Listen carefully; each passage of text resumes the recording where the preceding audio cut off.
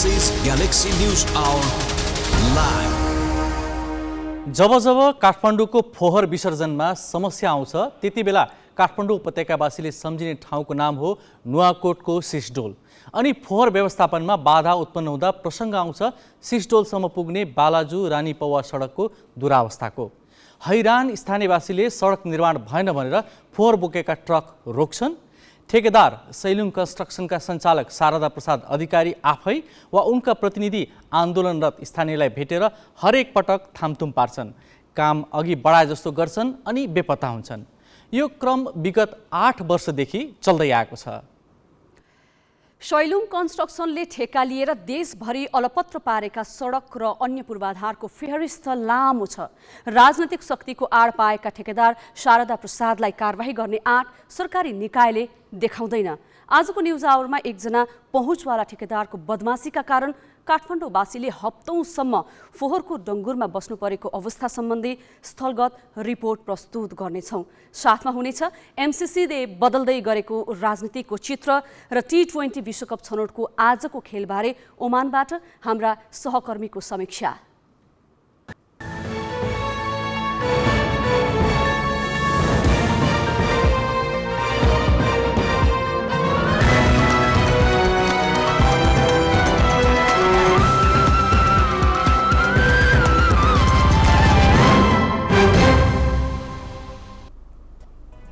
नमस्कार, यो हो गैलेक्सी न्यूज आवर। अब हेडलाइन्स।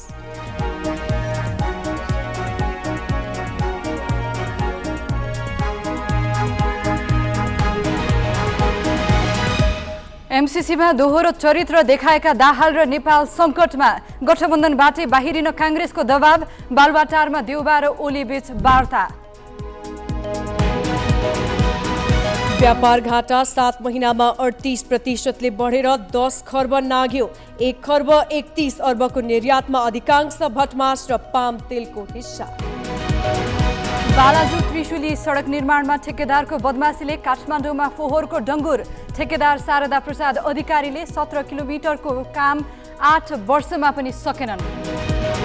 रुसी राष्ट्रपति पुटिनद्वारा युक्रेनको पृथकतावादी नियन्त्रित क्षेत्रलाई स्वतन्त्र राज्यको मान्यता। रुस विरुद्ध प्रतिबन्ध लगाउने पश्चिमा देशको तयारी। र विश्वकप क्रिकेट खेल्ने नेपालको सपना चकनाचुर। ग्लोबल छनौटको सेमिफाइनलमा युएईसँग 68 रनले पराजित।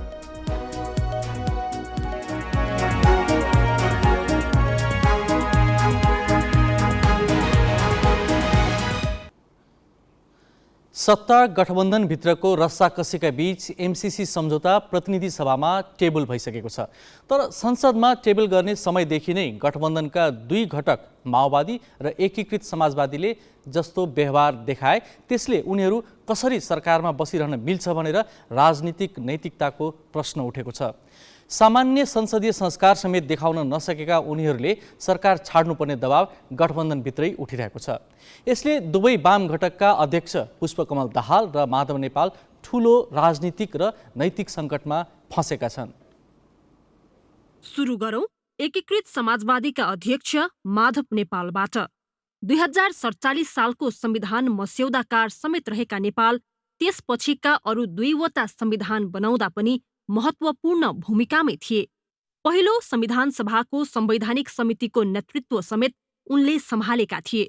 2048 यता पटक पटक प्रतिनिधि सभा र राष्ट्रिय सभाको प्रमुख प्रतिपक्षी दलको नेताको भूमिका समेत खेलेका उनी यही संसदीय अभ्यासबाटै देशको प्रधानमन्त्रीसम्म भए। तर अहिले तिनै नेपाल सत्तापक्ष हो या प्रतिपक्ष भनेर आफ्नै भूमिका स्पष्ट पार्न सकिरहेका छैनन्।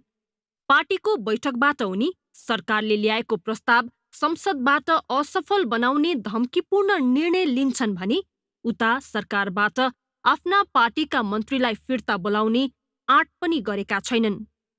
सत्ताको लोभमा संसदीय र प्रधानमन्त्रीय पद्धतिको धज्जी उडाउने यस चरित्रको बचाउमा नेताहरूले अनौठो तर्क गर्न भने छाडेका छैनन्। एकल दलको बहुमतको सरकारको जस्तो हामीले नैतिकताको मापदण्डहरू र त्यहाँ चाहिँ नि रहने जुन खालको एउटा सरकारमा रहने र नरहने विषयहरू त्यसरी चाहिँ नि आकर्षित हुन सक्दैन। यो फरक हो, यो गठबन्धन हो र यसमा चाहिँ नि एउटा गठबन्धनको कल्चरको रूपमा अगाडि बढ्ने स्थिति चाहिँ नि बन्छ। अब लागौं माओवादी अध्यक्ष पुष्पकमल दाहालतिर। 2047 सालको संविधान विरुद्ध हतियार उठाएर संसदीय व्यवस्थालाई नै असान्दर्भिक साबित गर्न हिँडेको माओवादी 10 वर्ष सशस्त्र सङ्घर्ष गरेर यही व्यवस्थामा फर्किएको पनि 15 वर्ष भइसकेको छ। पार्टीका सुरुदेखिकै प्रमुख दाहाल अहिलेको संविधानका निर्णायक मध्येका एक हुन्। तर अहिले उनका हरेक व्यवहार हेर्दा व्यवस्थाभित्र बसेर व्यवस्थालाई नै बदनाम बनाउने प्रकृतिका छन्। सरकारमै बसेर सरकारी प्रस्तावको विपक्षमा माहौल बनाउने र प्रस्तावलाई असफल बनाउने घोषित नीतिमा दाहाल हिँडेका छन् र सत्ता गठबन्धनमै कसरी टिकिरहन सकिन्छ भनेर पनि भगीरथ प्रयास गरिरहेकै छन्। अझ अनौठो के भने प्रधानमन्त्रीसँगको सहमतिमै आफूहरूले विरोध गरिरहेको माओवादी नेताहरू बताउँछन्। प्रधानमन्त्रीज्यूले चाहिँ होइन, मतलब कोलिसन पनि अहिले कन्टिन्यू गरिदिउँ र तपाईँको चाहिँ अभिव्यक्तिको स्वतन्त्रता पनि पूर्ण स्वतन्त्रता कायम राख्नु। कोलिसनका घटकहरूले सरकारले लाँदैमा त्यसको पक्षमा भोटै हाल्नुपर्छ भन्ने बाध्यकारिता हुँदैन चाहिँ, होइन। विपक्षमा पनि भोट हाल्न पनि पाइयो, विरोधमा बोल्न पनि पाइयो, जे गर्न पनि पाइयो, सबै ओपन गरिदिने, खुला गरिदिने, होइन। प्रधानमन्त्रीले सरकार पक्ष र विपक्ष भनेर व्हिप जारी नगर्ने, होइन। व्हिप जारी नगर्ने, आफ्ना आफ्ना दलहरूलाई स्वतन्त्रता छोडिदिने चाहिँ, होइन।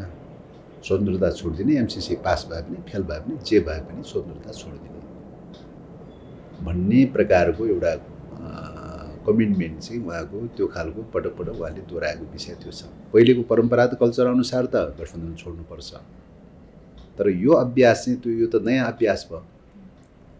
अब नयाँ अभ्यास चाहिँ गरौँ भनेर चाहिँ भन्दाखेरि चाहिँ हामीले चाहिँ हुँदै हुँदैन भन्ने कुरो पनि भएन। यदि माओवादी नेताको दावीलाई सही मान्ने हो भने आफ्नो विपक्षमा जाँदा पनि सरकारमा बसिरहने छुट प्रधानमन्त्री शेरबहादुर देउवाले नै दिएका हुन् भने उनको अर्को लाचारी र निरीहता देखिन्छ। अझ संसद भनेको बन्द कोठाका असङ्गत र अपारदर्शी लेनदेन र समझदारीलाई अनुमोदन गर्ने ठाउँ होइन। संसदका हरेक गतिविधि पारदर्शी र आफ्नै मूल्य मान्यताबाट निर्देशित हुनुपर्छ। एमसिसीका हकमा सडक र सदनमा देखाएको दोहोरो भूमिकाका सम्बन्धमा उनीहरूले जे तर्क दिए पनि त्यसमा कुनै सङ्गति देखिँदैन। बरु सत्तामा टिकिरहन उनीहरू केसम्म गर्दा रहेछन् र गर्न सक्दा रहेछन् भन्ने चाहिँ प्रमाणित हुँदैछ। क्यामेरामा योगेश लामाका साथमा सृजना घिमिरे, ग्यालेक्सी 4K, सिंहदरबार, काठमाडौँ। संसदीय मूल्य, संस्कार र स्थापित अभ्यास हेर्ने हो भने माओवादी र एकीकृत समाजवादी कुनै पनि बहानामा सत्तामा बस्न योग्य नरहेको संसदीय मामिलाका जानकार बताउँछन्। राष्ट्रपतिका कानुनी सल्लाहकार रहिसकेका अधिवक्ता ललित कुमार बस्नेतको यो टिप्पणी हेरौँ। अब सरकारमा नै बस्ने, सरकारको प्रस्तावको विपक्षमा नि मतदान गर्छु भन्ने वा ती सम्बन्धी अन्य एक्टिभिटी गर्ने, यो विशुद्ध पोलिटिकल नर्म्स, संवैधानिक नर्म्स, संवैधानिक मोरालिटी र पार्लियामेन्ट सिस्टमको नर्म्सको फर्खिलाप हो। सरकारमा बसिरहेको पार्टीले फेरि हामी नोट अफ डिसेन्ट वा विपक्षमा मतदान गर्ने कुरा भनेको यो अति अनैतिक काम हो। पार्लियामेन्ट सिस्टमका हिसाबले अनैतिक काम हो। उहाँको पोलिटिकल बाध्यता थियो होला, त्यो आफ्नो ठाउँमा छ, तर सरकारमा पनि बस्छु, विरोध पनि गर्छु भन्ने कुरा उता एमसिसी पनि टेबल गर्ने त्यही सरकारले, त्यही पार्टीको सरकारले, यता कार्यकर्ता सडकमा ल्याउने भन्ने कुरा त कहीँ नभएको उदाहरण रूपमा हामीले लिनुपर्छ। त्यसले गर्दाखेरि उहाँहरूको सद्बुद्धि जागोस् भन्ने मलाई लाग्छ। यसरी सरकारमा टाँसिरहनु हुँदैन, सिधै छोडिदिएपछि सडकमा आउने, सडकमा एमसिसीको विरोध गर्ने। नयाँ अभ्यासको नाममा इस्टाब्लिस प्रिन्सिपललाई त हामी माइन्स गर्न त सक्दैनौँ। इस्टाब्लिस प्रिन्सिपल के हो भने सरकार लगेको प्रस्ताव मन्त्रीले सपोर्ट गर्नुपर्छ वा उसको दलले सपोर्ट गर्नुपर्छ। विगतमा पनि तपाईँ गिरिजाप्रसादको सरकार ढलेको पनि, पहिलो सरकार ढले पनि उनकै पार्टीका कति 33जना सभासदको अनुपस्थितिले गर्दाखेरि त्यसले एउटा नर्म्स बिगारेको थियो। सरकारले प्रतिनिधि सभामा पेश गरेको एमसिसी असफल गराउन सत्ता साझेदार दल नै लागि परेपछि कङ्ग्रेसले यसलाई गम्भीर रूपमा लिएको छ। उसले अब माओवादी र एकीकृत समाजवादी बिनै पनि एमसिसी टुङ्गोमा पुर्याउने र परिआए गठबन्धनबाटै उनीहरूलाई विदा गर्नेसम्मको रणनीति अख्तियार गरेको छ। माओवादी र एकीकृत समाजवादीले एमसिसीको बी पक्षमा मतदान गर्ने बताएपछि काङ्ग्रेसका महामन्त्री गगन थापाले मङ्गलबार चितवनमा एमसिसीको पक्षमा मतदान नगरे माओवादी र एकीकृत समाजवादीले सरकार छाड्नुपर्ने बताए। सरकारले ल्याएको प्रस्तावको बी पक्षमा मतदान गरेर सरकारमा बस्छु भन्नु अनैतिक हुने र यस्तो व्यवहार प्रदर्शन गर्नेसँग सँगै बस्न नसकिने उनको भनाइ छ। नेपालको हितमा भएको कुराको सन्दर्भमा उभिएर सडकलाई बुझाउने काम त दलको हो नि त। सडक यदि यो ठिक छैन भने आज होइन भोलि पनि ठिक। जस्तो उदाहरणको लागि केही दलले के भन्नुहुन्छ, चुनावपछि गरौँ भनेर भन्नुहुन्छ। अहिले यो सम्झौता राष्ट्रघाती हो भने चुनावपछि त राष्ट्रवादी हुन्छ। यो गलत हो भने अहिले पनि गलत हो, मङ्सिरमा पनि गलत हो। यो सही हो भने अहिले पनि सही हो, मङ्सिरमा पनि सही हो। अहिलेलाई बसौँ, टारौँ, चुनावमा भोट चाहिँ लिइहालौँ, अनि मङ्सिरतिर गएपछि चुनावपछि गरौँ भनेर भन्ने जस्तो गलत र अनैतिक कुरा केही पनि हुँदैन। त्यसैले काङ्ग्रेसले यसलाई अगाडि बढाउँछ, पास गर्छ। पार्टी सभापतिको नेतृत्वमा सिङ्गो पार्टी एक ठाउँमा छ। हामी यसको पक्षमा उभिएको मात्रै होइन, यो उभिएको कुरालाई जनताको बिचमा लिएर जान्छौँ, बुझाउँछौँ। हामी राजनीतिक दल हो, यही जनताको बिचमा बस्नुपर्नेछ। आज उठेको कुनै पनि प्रश्नबाट हामी भाग गयौँ। सत्ता साझेदार माओवादी र एकीकृत समाजवादीले दोहोरो चरित्र देखाएपछि काङ्ग्रेसले सरकारमा सहभागी दलको भर नगरेर अन्य दलसँग एमसिसी अनुमोदन गर्न छलफल अगाडि बढाएको छ। गठबन्धन साझेदार जसपाले आफ्नो आधिकारिक धारणा सार्वजनिक गरिसकेको छैन। जसपामा उपेन्द्र यादव एमसिसीको बी पक्षमा छन् भने बाबुराम भट्टराई पक्षमा।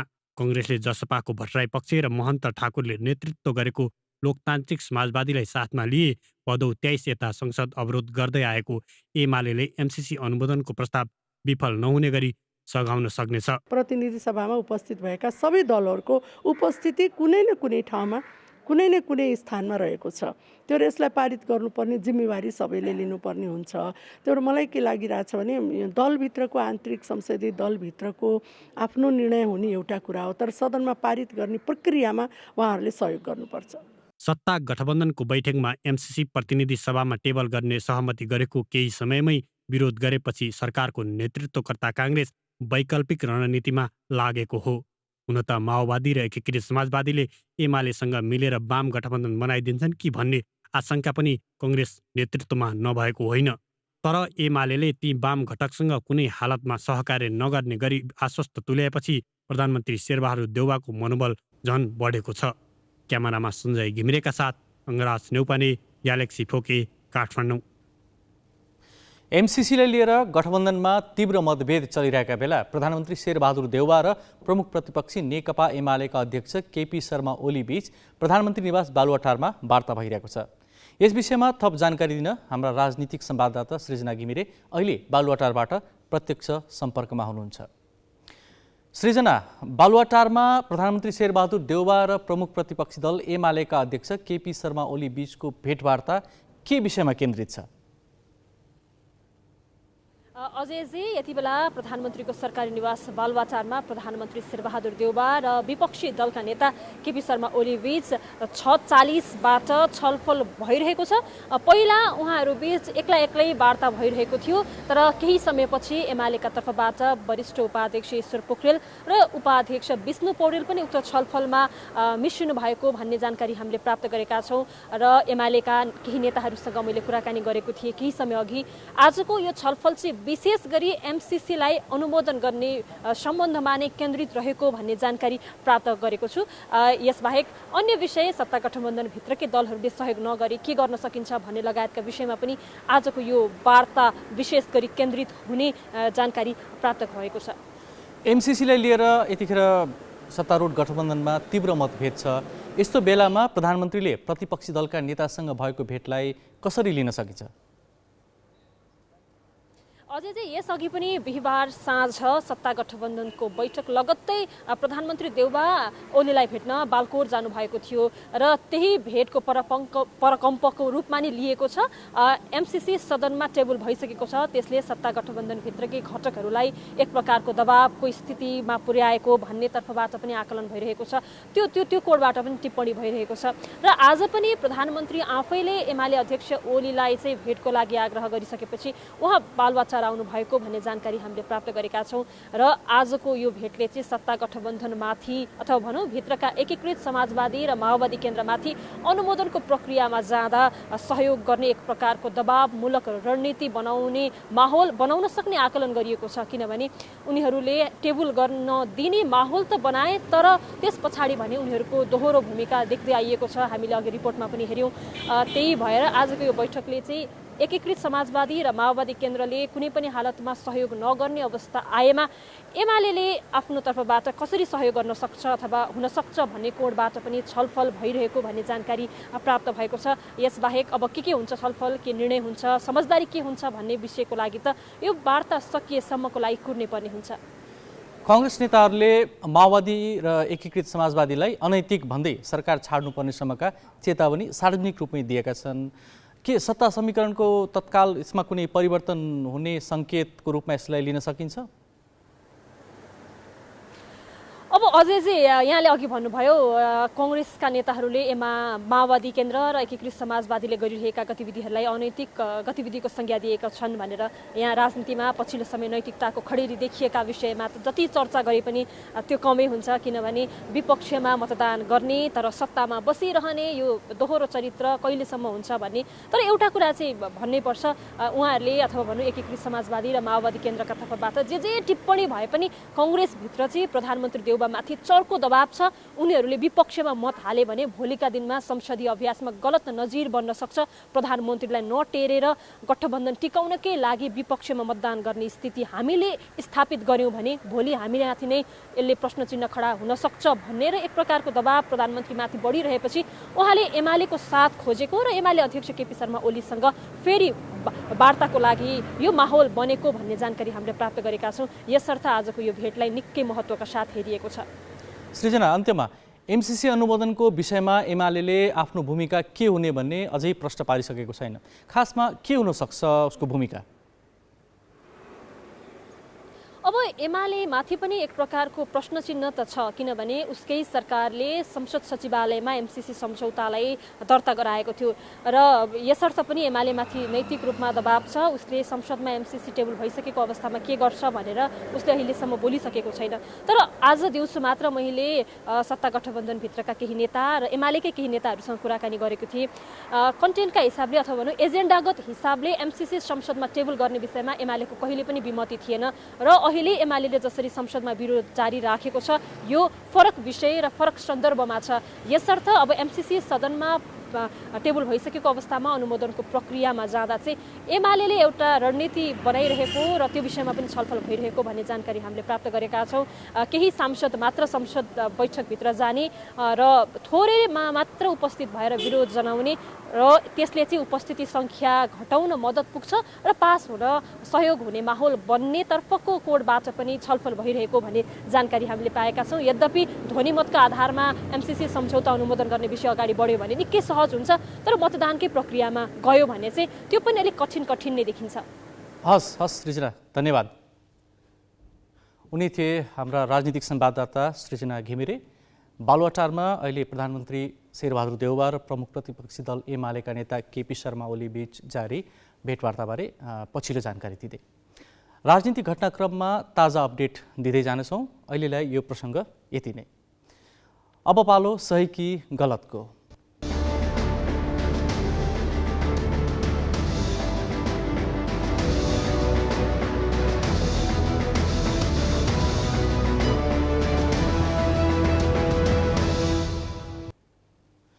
सही कि गलतमा हिजो हामीले सोधेको प्रश्न थियो, विरोध प्रदर्शनका क्रममा राजनीतिक दलले सार्वजनिक सम्पत्ति तोडफोडको जिम्मा नलिनुलाई के भन्नुहुन्छ?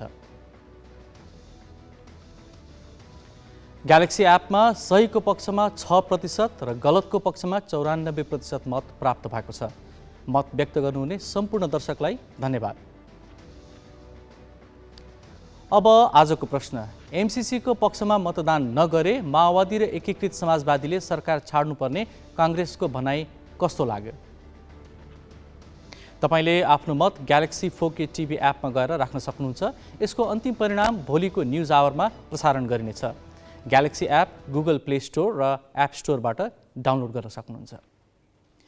ग्यालेक्सी 4K को प्रसारण तपाईँ काठमाडौँ उपत्यकामा रेडियो ग्यालेक्सी 101.8 मेगाहर्जमा पनि सुन्न सक्नुहुन्छ। अब केही न्युज संक्षेपमा। सर्वोच्च अदालतले वैशाख 30 गतेका लागि तय स्थानीय तहको निर्वाचन रोक्न माग गर्दै परेको रिटमा अन्तरिम आदेश दिन अस्वीकार गरेको छ। महोत्तरीको भङ्गाहा नगरपालिकाका प्रमुख सञ्जीव कुमार शाहको रिटमाथि सुनवाई गर्दै न्यायाधीश विश्वम्भर प्रसाद श्रेष्ठको एकल इजलासले अन्तरिम आदेश दिन अस्वीकार गरेको हो। इजलासले वैशाख 30 मा निर्वाचन गर्दा जनप्रतिनिधिको 5 वर्षे पदावधि कटौती हुने नहुने बारे सरकार र निर्वाचन आयोगसँग लिखित जवाफ मागेको छ। नगर प्रमुख शाहले आफू 2074 असोज 2 गते निर्वाचित भएको र संविधानले 5 वर्षको कार्यकाल हुने भन्ने व्यवस्था गरेकाले वैशाखमा तोकिएको निर्वाचन सार्नुपर्ने माग गरेका थिए। प्रदेश एक सरकारले प्रदेशको नामबारे छलफलका लागि राखेको सर्वदलीय बैठक निष्कर्षविहीन भएको छ। मुख्यमन्त्री राजेन्द्र रायले आज मुख्यमन्त्री कार्यालयमा सर्वदलीय बैठक राखेका थिए। बैठकमा दलहरू प्रदेशको नाम जातीय पहिचान वा भूगोलका आधारमा राख्ने भन्नेमै विभाजित भए। नेपाली कांग्रेस, नेकपा एमाले लगायत मुख्य दलले नाम नै प्रस्ताव गरेनन्। सत्ता गठबन्धनमै रहेको जनता समाजवादी पार्टीले किरात लिम्बुवान मधेस सेपालुङ र संघीय लोकतान्त्रिक राष्ट्रिय मञ्चले लिम्बुवान तल्लो किरात राख्न प्रस्ताव गरे। कांग्रेस, माओवादी, एकीकृत समाजवादी र एमाले नाम प्रस्ताव नगरेपछि बैठक निष्कर्षविहीन भएको हो। सत्ता गठबन्धनबाट साझा नाम प्रस्ताव गर्ने तयारी भइरहेको नेताहरूले जनाएका छन्। 7 मध्ये 6 प्रदेशले यसअघि नाम राखिसकेका छन्। गण्डकी प्रदेश सभाको हिउँदे अधिवेशन फागुन 26 गते सुरु हुने भएको छ। सरकारको सिफारिसमा प्रदेश प्रमुख पृथ्वीमान गुरुङले फागुन 26 गते हुने गरी अधिवेशन आह्वान गरेका हुन्। फागुन 9 गतेको मन्त्री परिषद बैठकले 26 गतेका लागि प्रदेश सभाको बैठक आह्वान गर्न प्रदेश प्रमुखलाई सिफारिस गरेको थियो। गण्डकी प्रदेशमा असोज 5 गतेबाट अधिवेशन अन्त्य भएको थियो।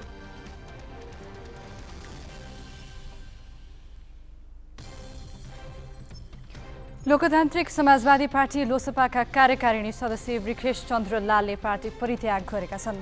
लालले आज जनकपुर धाममा पत्रकार सम्मेलन गरी पार्टी परित्यागको घोषणा गरेका हुन्। उनीसँगै संविधान सभा सदस्य विजय कुमार सिंह पनि लोसपाबाट अलग भएका छन्। लालले मधेसवादी दलका नेतामाथि मधेस आन्दोलनको मर्म विपरीत जनताको मत सरकारमा सहभागिताका लागि दुरुपयोग गरेको आरोप लगाएका छन्। उनले अब तराई मधेस लोकतान्त्रिक पार्टी तमलोपाबाट राजनीति गर्ने बताएका छन्। तमलोपामा अहिले रविशंकर लाल कर्ण अध्यक्ष छन्। लाल र सिंह पहिले तमलोपामै थिए। महाशिवरात्रिको पर्वको तयारी स्वरूप पशुपति क्षेत्रलाई सजाउन थालिएको छ। पशुपति क्षेत्रका भित्ता शिव पार्वती लगायत देवी देवताका चित्र बनाएर सजाउन थालिएको हो। यस्तै मन्दिर क्षेत्रलाई आकर्षक बनाउन रङरोगनलाई पनि तीव्रता दिएको छ। पर्व व्यवस्थापनका लागि पशुपति क्षेत्र विकास कोषले संस्कृति पर्यटन तथा नागरिक उड्डयन मन्त्री प्रेमबहादुर आलेको अध्यक्षतामा 251 सदस्यीय मूल समिति गठन गरिएको छ। यस्तै 10 वटा उपसमिति बनाइएका छन्। कोभिडका कारण गत 2 वर्ष महाशिवरात्रिमा पशुपति क्षेत्र सुनसान जस्तै थियो। यसपालि भव्य रूपमा मनाउने गरी तयारी अगाडि बढाइएको कोषले जनाएको छ। एउटा बदनाम ठेकेदारलाई राजनीतिक नेतृत्वले काखी च्यापेपछि के हुन्छ? काठमाडौँवासीलाई यो प्रश्न सोध्ने हो भने सिङ्गो सहरवासीले फोहोरको डङ्गुरमा बस्नुपर्छ भन्न सक्छन्। किनभने यो नियति विगत 8 वर्षदेखि एउटा पहुँचवाला ठेकेदारका कारण राजधानीवासीले बिहोर्नु परिरहेको छ। बाँकी साजना तामाङबाट। 17 किलोमिटर सडक कालोपत्र गर्न कति समय लाग्ला? विकसित मुलुकले एक सातामै तयार गर्न सक्छन् भन्ने जवाफ आउन सक्छ, तर हामी कहाँ 8 वर्ष बित्दा पनि काम कहिले सकिन्छ भन्ने जवाफ छैन। नुवाकोटको लाइफलाइन पासाङ लामो राजमार्ग निर्माणमा ठेकेदारको लापरवाहीले एकातिर स्थानीयले पाउनु नपाउनु हन्डर पाएका छन् भने अर्कोतिर काठमाडौँ उपत्यकाको फोहोर व्यवस्थापन ठप्प भएको छ।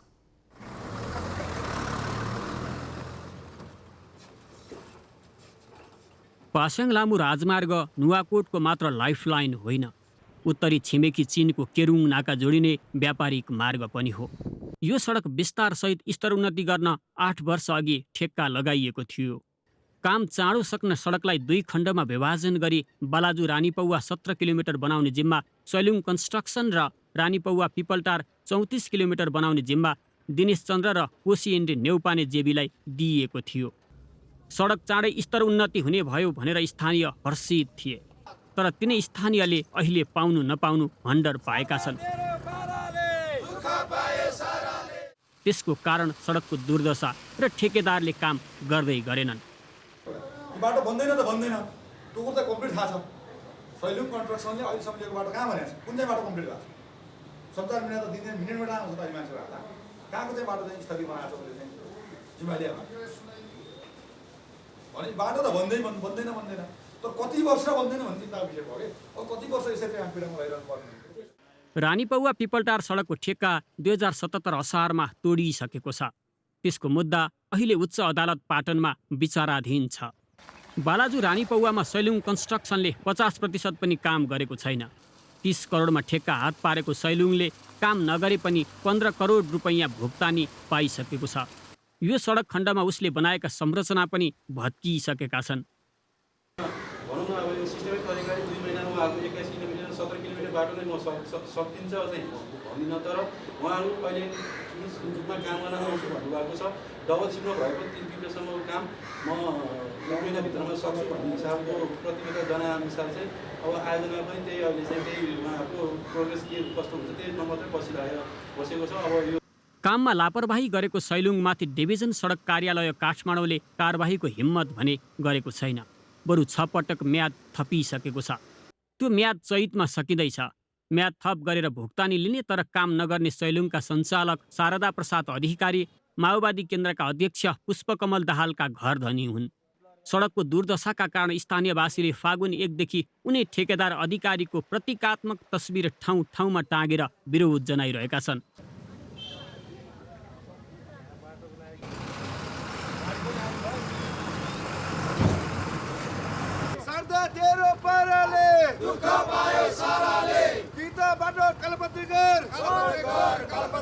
सडक नबनेकाले स्थानीयले त कष्ट पाएका छन् नै, काठमाडौँ उपत्यकाको फोहोर व्यवस्थापन पनि ठप्प भएको छ।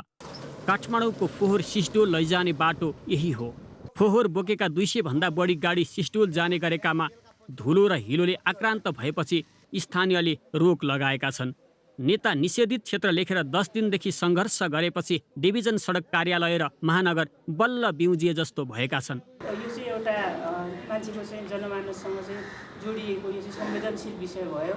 अनि मैले उहाँलाई के भने भनेदेखि यो चाहिँ उहाँहरू स्थानीय बासिन्दाहरू उहाँले काम गर्नुहुन्छ भन्ने कुरा विश्वस्त हुनुहुन्न, त्यो कारणले चाहिँ यहाँ अप्ठ्यारो भइरहेछ। मैले त्यो भन्दाखेरि उहाँ डिजी साहबले के भन्नुभयो भनेदेखि यो चाहिँ संवेदनशील विषय हो, त्यस कारणले हामीले अन्त जस्तो त्यो दोहोऱ्याउन दिँदैनौँ यसलाई। ठेकदारलाई हामी कसरी हुन्छ उसलाई काममा लगाउने मेरो प्रतिबद्धता भयो र दिएको समयमा काम गर्न लगाउने चाहिँ मेरो प्रतिबद्धता भयो भनेर उहाँले चाहिँ गर्नुभएको छ। पहुँचका आधारमा म्याद थप गराउँदै आएका अधिकारीले चैत पहिलो सातासम्म काम सक्ने भने पनि स्थानीयले पत्याएका छैनन्। हामी नाइट सिफ्ट चाहिँ गरेर तपाईँको यो बढीमा चैतको पहिलो हप्तासम्ममा सिद्ध्याउने लक्ष्यमा छौँ। यदि अब तपाईँले त्यति समयमा केही काम दिनु भएन भने अब हामी यहाँ तपाईँले दिएको सजाय भोग्न तयार छौँ र त्यो ठेक्का तोड भन्ने पनि हामी तोड्नमै प्रतिबद्ध छौँ। हामी त्यहाँ छोडेर जान्छौँ। साइटमा अहिले एउटा डोजर र 2-4 जना कामदार मात्रै छन्। सडक डिभिजन कार्यालयले कडाई गर्न सकेको छैन, बरु निरीह बनेको छ। सडक डिभिजन कार्यालय र ठेकेदारले बाटो बन्ने सुनिश्चित नगरेकाले स्थानीयले फोहोर लैजान नदिने अडान लिएपछि बालाजु 22 धारामा मङ्गलबार भएको छलफल निष्कर्षमा पुग्न सकेन। एउटा ठेकेदार कतिसम्म बेइमान बन्न सक्छ र राज्य संयन्त्र पनि निकम्मा बन्न सक्छ भन्ने पछिल्लो दृष्टान्त बनेको छ बालाजु ककनी सडक खण्ड। ठेकेदार शारदा प्रसाद अधिकारीको गम्भीर लापरवाहीका कारण यहाँका जनताले 8 वर्षदेखि शास्ति खेपिरहेका छन् नै। काठमाडौँवासीले पनि यसको मार खेपिरहनु परेको छ। क्यामेरामा साधुराम लामिछानेका साथ अक्षर काका, ग्यालेक्सी फोके, मुटुकु भन्ज्या। ठेकेदार शारदा प्रसाद अधिकारीको लापरवाही र काठमाडौँ महानगरपालिकाको फोहोरको अस्तव्यस्तताबाट आजित भएका 3 पिप्लेवासीसँग हामीले कुराकानी गरेका छौँ। भनेर चाहिँ भनेरै साध्य छैन यो। अब 2 जना मान्छेको मृत्यु भएको छ। ककनीमा एउटा बच्चाको मृत्यु भयो, एउटा यहाँ ठुलो गाउँ भन्ने ठाउँमा चाहिँ यही बाटाको कारणले गर्दाखेरि चाहिँ पछाडि मोटरसाइकलमा आएको मान्छेको मृत्यु भयो।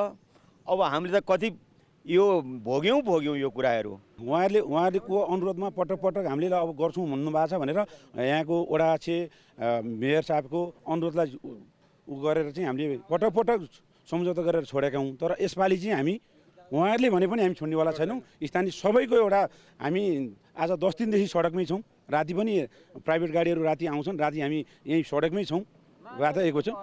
महानगरले जसरी हुन्छ उहाँहरूलाई फोहोर खोल्नु पर्यो। फोहोरको गाडीले चाहिँ मान्छे यहाँ मारिरहेको छ, मार्छु जसरी हिँड्छ। बाटो हाम्रो अहिले एक सूत्रीय माग भनेकै बाटो पिच गराएर लानु पर्यो, बाटो राम्रो हुनु पर्यो। यो उड्न थाल्छ।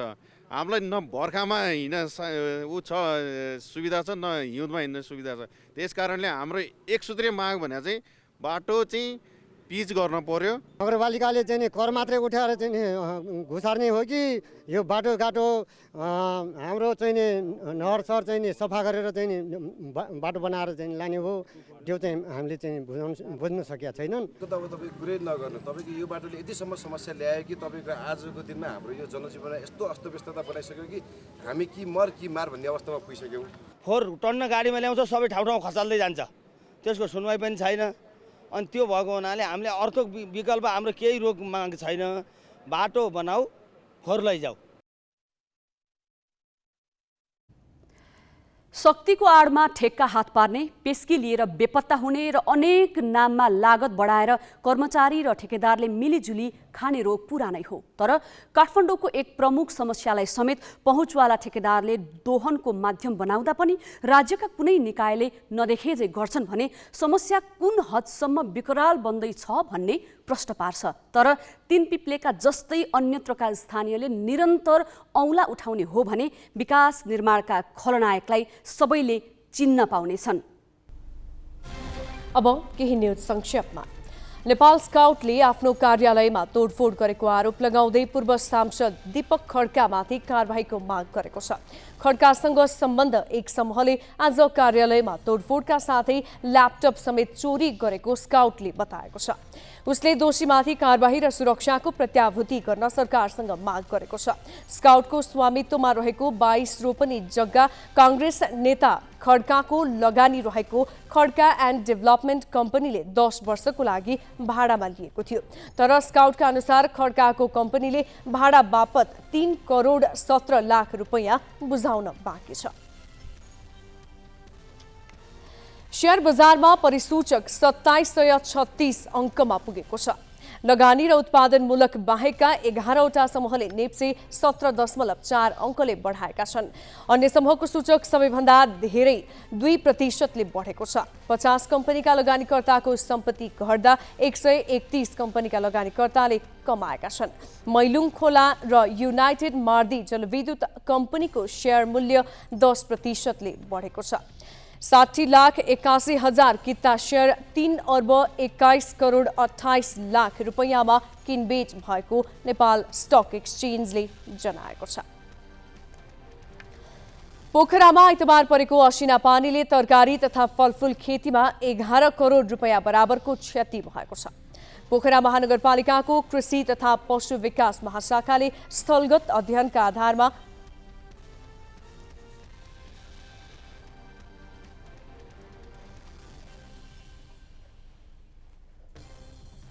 असिना पानीले 11 करोड रुपियाँ बराबरको क्षति भएको बताएको हो। कृषि महाशाखा प्रमुख मनोहर कडेरियाले पोखरा 9, 11, 13 र 18मा धेरै र अन्य वडामा सामान्य क्षति भएको जानकारी दिए। असिनाका कारण तरकारी र फलफुलका साथै तोरी र गहुँ खेती नष्ट भएको छ। तरकारी खेतीका लागि बनाइएका टनेल लगायत पूर्वाधारमा पनि क्षति पुगेको छ। बाक्लो असिना पानीका कारण केही पशुपन्छी पनि मरेका छन्। शहीद स्मारक डिभिजन लिग फुटबलमा नेपाल पुलिस र एपीएफ क्लबले बराबरी खेल्दै अङ्क बाँडेका छन्। दशरथ रङ्गशालामा आज भएको खेलमा पुलिस र एपीएफले 1-1 गोलको बराबरी खेलेका हुन्। खेलमा सुरुवाती अग्रता भने पुलिसले बनाएको थियो। पुलिसका सुमन लामाले खेलको पहिलो मिनेटमै गोल गरे, तर पुलिसले अग्रता जोगाउन सकेन। 41औं मिनेटमा एपीएफका प्रदीप लामाले बराबरी गोल फर्काए। त्यसपछि कुनै गोल हुन सकेन र खेल बराबरीमा सकियो। पुलिसले 12 खेलबाट 12 अङ्क जोडेको छ भने एपीएफले 12 खेलबाट 15 अङ्क बनाएको छ। आजै भएको अर्को खेलमा त्रिभुवन आर्मीले सङ्कटा क्लबलाई 3-1 गोल अन्तरले हरायो। आर्मीलाई जित दिलाउन सन्तोष तामाङ, जर्ज प्रिन्स कार्की र टेकबहादुर बुढाथुकीले 1-1 गोल गरे। सङ्कटाका उत्तम राईले 1 गोल फर्काए। आर्मी 12 खेलबाट 22 अङ्क जोडेर लिगको दोस्रो स्थानमा उक्लिएको छ। सङ्कटा 15 अङ्क सहित 7औं स्थानमा छ। रुसका राष्ट्रपति भ्लादिमिर पुटिनले रुस समर्थित युक्रेनका 2 छुट्टा-छुट्टै क्षेत्र दानिस्क र लुहान्स्कलाई स्वतन्त्र राज्यको मान्यता दिने घोषणा गरेका छन्। युक्रेनमा उत्पन्न सङ्कटका बीच बसेको राष्ट्रिय सुरक्षा परिषदको बैठकमा राष्ट्रपति पुटिनले सो घोषणा गरेका हुन्। लुहान्स्क र दानिस्क क्षेत्रलाई लुहान्स्क एन्ड दानिस्क पिपल्स रिपब्लिक नाम दिएको छ। स्वतन्त्र राज्यको माग गर्दै यी 2 क्षेत्रमा सन् 2014 देखि सङ्घर्ष भइरहेको थियो। घोषणा लगत्तै राष्ट्रपति पुटिनले युक्रेनको दक्षिण पूर्वी क्षेत्रमा आफ्ना सैनिकलाई प्रवेश गर्न भनेका छन्। उनले रुसी सैनिकलाई सो क्षेत्रमा शान्ति स्थापनाको काम गर्ने दाबी गरे। पुटिनको उक्त आदेशले युक्रेनमा उत्पन्न तनावलाई थप बढावा दिने विश्लेषण गरिएको छ। रुसको यो कदमपछि पश्चिमा राष्ट्रहरूले रुसमाथि कडा प्रतिबन्ध लगाउने तयारी गरेका छन्। यसैबीच युक्रेनका राष्ट्रपति भोलोदिमिर जेलेन्स्कीले रुसको नयाँ घोषणाले युक्रेनको अखण्डता र सार्वभौम सत्ताको उल्लङ्घन भएको बताएका छन्। जेलेन्स्कीले रुसको भनाइलाई कुनै फरक नपर्ने र आफ्नो देशको सीमाना पूर्ववत अवस्थामा रहने बताए। युक्रेन र रुसबीच बढ्दो तनावका बीच एसियाली र युरोपेली सेयर बजारमा भारी गिरावट आएको छ। कोभिडका कारण लामो समय थलिएको विश्व अर्थतन्त्र माथि उठ्न थाले पनि युक्रेन र रुसबीच बढ्दो तनावले एसियाली सेयर बजारमा भने भारी गिरावट आएको छ, जसले भर्खरै माथि उठ्न थालेको अर्थतन्त्रमा ठूलो धक्का लाग्न सक्ने अन्तर्राष्ट्रिय सञ्चार माध्यमले जनाएका छन्। जापानको निक्के 225 परिसूचक 2% घटेको छ। दक्षिण कोरियाको कोस्पी पनि बजार खुलेसँगै 1.4% घटेको छ। जर्मनीको ड्याक्स इन्डेक्स र फ्रान्सको CAC 40 2% घटेर बन्द समेत भएको छ। पूर्वी युरोपमा बढ्दो तनावका कारण तेलको भाउ बढ्ने र आपूर्ति श्रृङ्खला पनि प्रभावित हुने बताइएको छ। यो त भयो विश्व अर्थतन्त्रको प्रसङ्ग। हाम्रो घरेलु अर्थतन्त्रको चित्र झन खराब छ। व्यापार घाटाको सम्हाली नसक्नुको आँकडा सहितको सामग्री अजय दासबाट। बिजनेस न्यूज का साथमा कर्पोरेट पे व्यावसायिक भुक्तानीलाई सरल बनाउँदै प्रणालीमा आबद्ध हुन आजै आफ्नो ब्याङ्क तथा वित्तीय संस्थामा सम्पर्क गर्नुहोस्।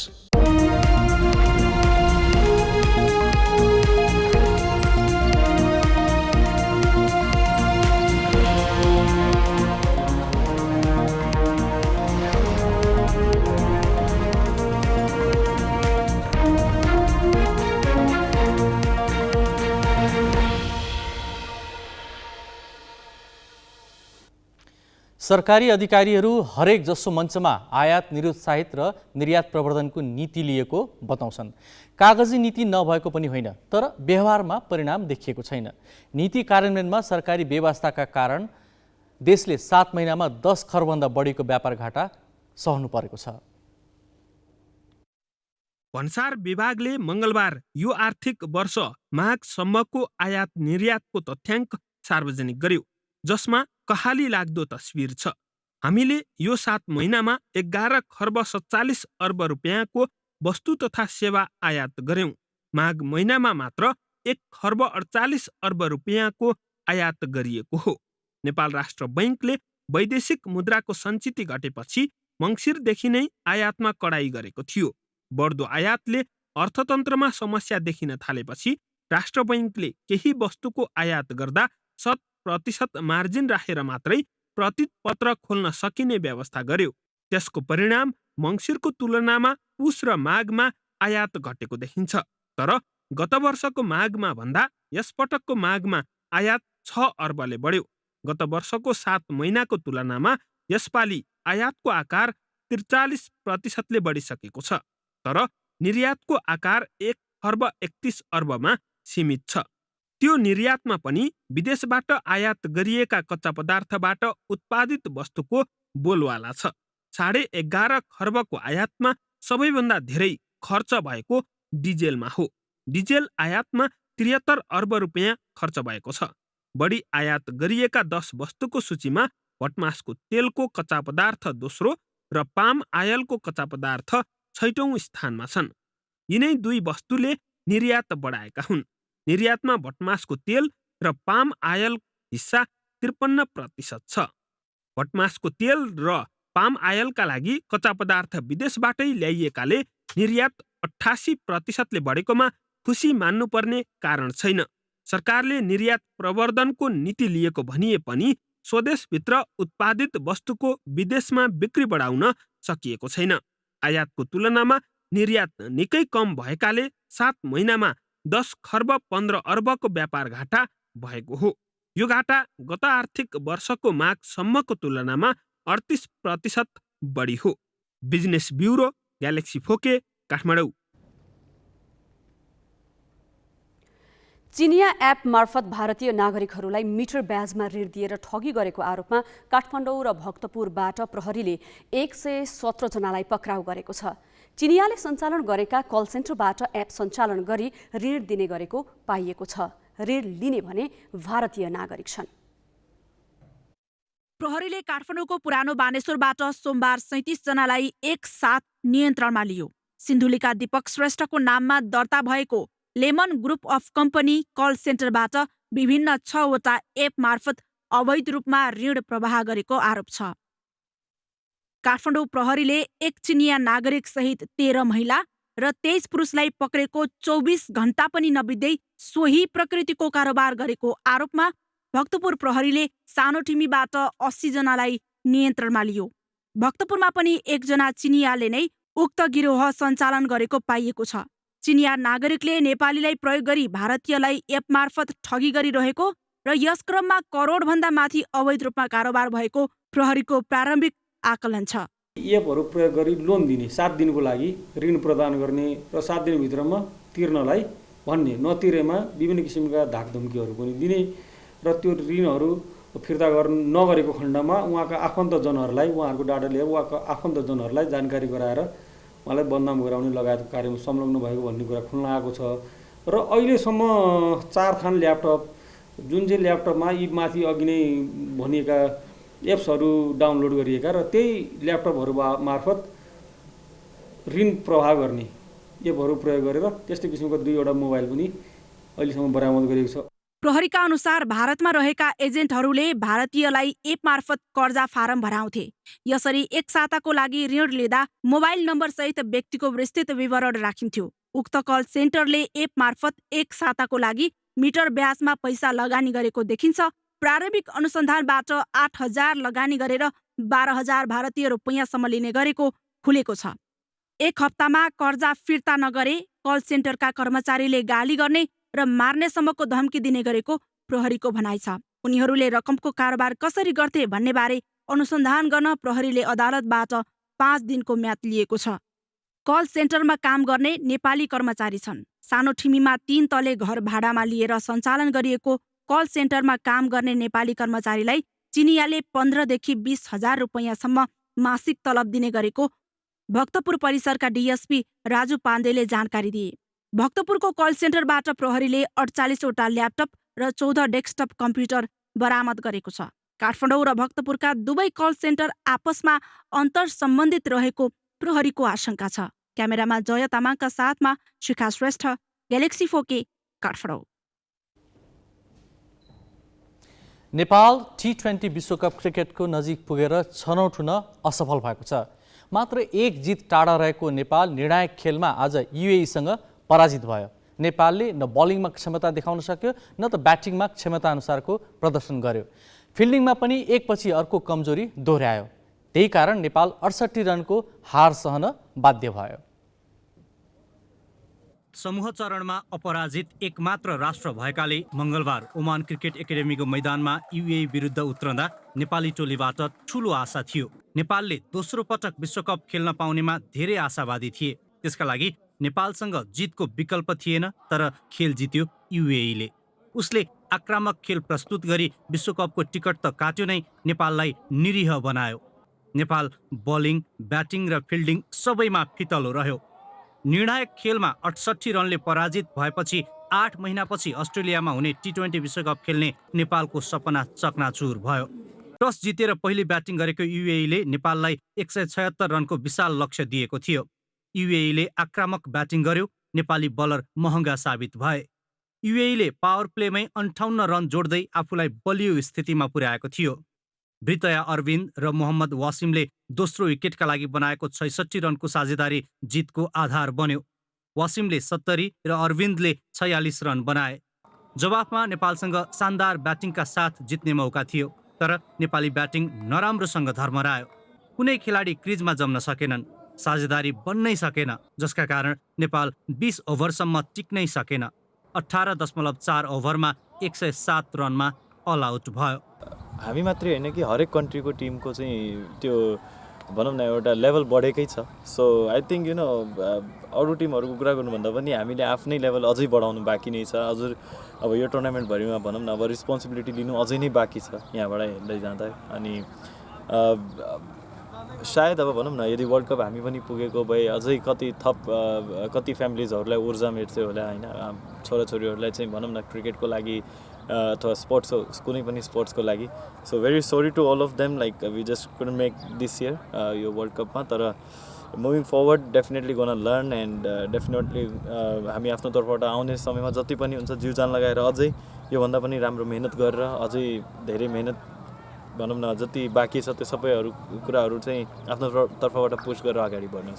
नेपाल सन् 2013मा छनौट चरण पार गरेर पहिलो पटक सन् 2014मा T20 विश्वकपमा छनौट भएको थियो। यसपालि समूह चरणमा अपराजित रहेर दोस्रो पटक विश्वकपमा पुग्ने आशा देखाएको नेपाल महत्त्वपूर्ण खेलमा चुक्यो। निर्णायक खेलमा ब्याटिङमा धर्मराउने समस्या यसपालि पनि दोहोरियो। विश्वकपमा छानिन असफल भए पनि 4 पटक विश्वकप खेलिसकेको क्यानाडा सहित 3 देश विरुद्ध उत्कृष्ट प्रदर्शन गरेर युवा खेलाडी प्रभाव छाड्न भने सफल भएका छन्। हार र जित खेलको नियम हो। हार पीडादायी नै हुन्छ, तर युएसँगको हारमा नेपालले विश्वकप खेल्ने सुनौलो मौका गुमाएको छ। नेपाली क्रिकेटकै लागि बिर्सन नसक्ने हार मध्येको एक हार बन्यो। विश्वकप सपना समाप्त हुनुमा नेपालको खराब ब्याटिङ प्रमुख कारण बन्यो। युवा खेलाडीबाट भविष्यमा आशा गर्न मिल्ने सङ्केत भने मिलेको छ, तर विश्व क्रिकेटमा छलाङ मार्ने मौका गुमेको छ। क्यामेरामा रविन्द्र श्रेष्ठका साथ जितबहादुर साउद, मस्कट, ओमान। नेपालले अस्ट्रेलियामा हुने T20 विश्वकप खेल्ने ठूलो अपेक्षा थियो। यो अपेक्षालाई समूह चरणका खेलले निकै बलियो बनाएको थियो, तर आज युएईसँग हार बेहोरेसँगै नेपालको विश्वकप सपना समाप्त भएको छ। ग्लोबल छनौट ए को सेमिफाइनलमा युएईसँग 68 रनले पराजित भएपछि नेपाल विश्वकपमा पुग्न असफल भयो। नेपालको आजको खेल र प्रतियोगिताभरको समग्र प्रदर्शनबारे जानकारी दिन ओमानमा रहेका हाम्रा खेलकुद संवाददाता जितबहादुर साउद प्रत्यक्ष सम्पर्कमा छन्। जित, आजको खेल नेपाल विश्वकपमा पुग्ने अन्तिम मौका थियो, त्यो मौका नेपालले गुमाएको छ। तपाईँ रिपोर्टिङका लागि खेल अवधिभर मैदानमै हुनुहुन्थ्यो, हारको पीडा खेलाडीमा कस्तो देखिन्थ्यो? हजुर अजयजी, अब हार आफैमा पीडादायी हुन्छ, त्यसमा पनि हामी वर्ल्ड कपको निर्णायक बिन्दुमा पुगेका थियौँ। वर्ल्ड कप खेल्नका लागि अन्तिम खेल थियो जसलाई जित्नै पर्ने थियो, जसको लागि चाहिँ योभन्दा अगाडि हामीले के गर्यौँ कस्तो गर्यौँसँग त्यति सम्बन्ध राख्नु थिएन। त्यसले चाहिँ कुनै पनि म्याटर गर्ने थिएन। तर आजको खेल हामीले जसरी पनि जित्नुपर्ने, जितेमा हामी वर्ल्ड कप खेल्न पाउने, अस्ट्रेलियामा हुने अबको अक्टोबरमा हुने गेम खेल्न पाउने थियो। तर हामी चाहिँ त्यहाँ चुक्यौँ। जब आजको खेल युएसँग पराजित हुन पुग्यौँ। पराजित हुँदाखेरि खेलाडीमा एकदमै नैराश्यता थियो, किनभने जुन लक्ष्य लिएर खेलाडीले यहाँसम्म जस्तो समूह चरणमा अभिजित रहँदै अगाडि पुगेका थिए, तर त्यो मनोबल चाहिँ आजको खेलबाट हार्दाखेरि खेलाडीमा अलिकति नैराश्यता उत्पन्न भएको थियो। नेपाललाई पहिलोपटक विश्वकप खेलाएका प्रशिक्षक पुबुदो दासानायके अहिले पनि टिमसँगै थिए र अपेक्षा पनि ठुलै थियो। आज उनको रणनीति कहाँ चुके जस्तो लाग्छ तपाईँले? आज रणनीति हामी भन्दाखेरि जस्तो फिल्डिङ, बलिङ र ब्याटिङ तिनटैमा हामी चुकेका छौँ। जसरी सुरुमा युएले टस जितेर ब्याटिङ रोज्यो, ब्याटिङ रोज्दाखेरि सुरुमा पावर प्लेमा नै उनीहरूको ब्याटिङ स्टाइल एकदमै तीव्र गति गयो। जस्तो सुरुमा जितेर मुखियाले पहिलो ओभरमा विकेट त लिए, तर त्यो विकेटले हामीलाई उनीहरूलाई दबावमा राख्न सकेन। जसरी वासिमले 70 रनको पारी खेले, वीरेन्द्रदीपले जसरी आक्रामक उनले 23 बलमा 46 रनको पारी खेले। त्यो खेल्दाखेरि सुरुमै पावर प्लेमा नै उनीहरू 1 विकेट गुमाएर 6 ओभरमा 58 रन जोडिसकेका थिए। त्यसले उनीहरूलाई बोर्डमा चाहिँ रन जोड्न एकदमै सहज बनायो। त्यसले चाहिँ उनीहरूलाई अगाडि बढायो पछिल्लो समयमा। त्यसपछि हामी चाहिँ 12-13 ओभरको चाहिँ अलिकति कमब्याक गऱ्यौँ। कमब्याक गर्दाखेरि हामी जसरी फिल्डिङमा 2-3 क्याचहरू मिस गऱ्यौँ। त्यो फिल्डिङमा पनि जुन कमजोरी देखियो, त्यो कमजोरीले गर्दा पनि आज युएले विशाल लक्ष्य दियो। 176 रनको लक्ष्य दिनु भनेको T20मा एकदम ठुलो लक्ष्य थियो। त्यही लक्ष्यलाई पन्छाउने क्रममा जसरी हाम्रो ब्याटिङ सुरुमै आक्रमक गर्नुपर्ने अवस्था आयो। आक्रमक गर्नुपर्ने अवस्थामा लामो लङ शट खेल्दाखेरि हामी प्राय ब्याट्सम्यानहरू क्याचआउट हुन पुगे। जुनै हाम्रो रणनीति दबाव थियो, लक्ष्य विशाल थियो। त्यो लक्ष्यलाई चाहिँ आक्रमक खेल्नुपर्ने जरुरी थियो। त्यही जरुरी अनुसार उनीहरूले खेल्न थाले। खेल्दाखेरि हामी लङ शटमै हामी चुक्यौँ। धन्यवाद जित। अमेरिकाका पूर्व राष्ट्रपति डोनाल्ड ट्रम्पको सामाजिक सञ्जाल ट्रुथ सोसल एप्पलको एप स्टोरमा सार्वजनिक भएको छ। उक्त सामाजिक सञ्जाल मार्फत उनले फेसबुक र ट्विटरलाई चुनौती दिने बताइएको छ। अमेरिकाका पूर्व राष्ट्रपति डोनाल्ड ट्रम्प झण्डै 1 वर्षपछि सामाजिक सञ्जालमा फर्किएका छन्। ट्रम्पका समर्थकहरूले सन् 2021 जनवरी 6 मा युएस क्यापिटोलमा हमला गरेका थिए। त्यति बेला उनले सामाजिक सञ्जालमा हिंसा भड्काउने स्ट्याटसहरू पोस्ट गरेको अन्तर्राष्ट्रिय सञ्चार माध्यमले जनाएका थिए। युएस क्यापिटोलमा भएको हमला र ट्रम्पको सामाजिक सञ्जालमा हिंसा भड्काउने पोस्ट देखिए लगतै उनलाई ट्विटर, गुगल, फेसबुक, युट्युब जस्ता सामाजिक सञ्जाल चलाउन प्रतिबन्ध लगाइएको थियो। त्यस बेलादेखि कुनै पनि सामाजिक सञ्जालमा नदेखिएका ट्रम्प ट्रुथ सोसल सार्वजनिक भए लगतै पुनः सामाजिक सञ्जालमा फर्केका हुन्। रिपब्लिकन पार्टीकै सदस्य डेभिन नुनेसको नेतृत्व र ट्रम्प मिडिया तथा टेक्नोलोजी ग्रुप TMG को सहायतामा यो एप निर्माण भएको हो। ट्रम्पको उक्त एपमा ट्विटरमा जस्तै सुविधा रहेको बताइएको छ। ट्रुथ सोसल नामक ट्रम्पको सामाजिक सञ्जालले ट्रम्प पुनः आफ्ना समर्थकहरू माझ फर्किन सक्ने संकेत देखाएको छ। हामी ग्यालेक्सी न्यूज आवरको अन्त्यमा छौं। जाँदा जाँदै हेडलाइन्स।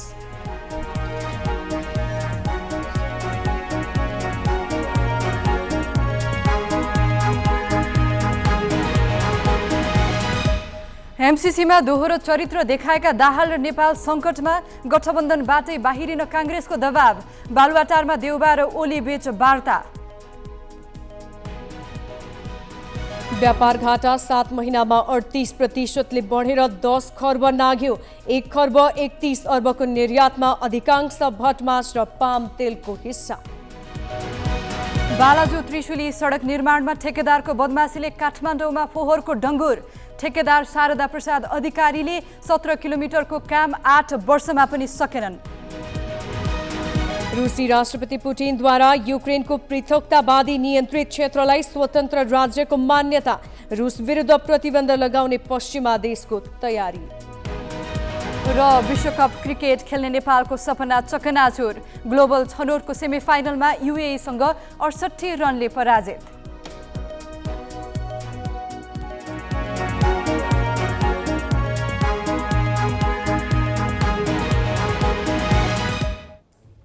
आजलाई ग्यालेक्सी न्यूज आवर सकियो। नमस्ते।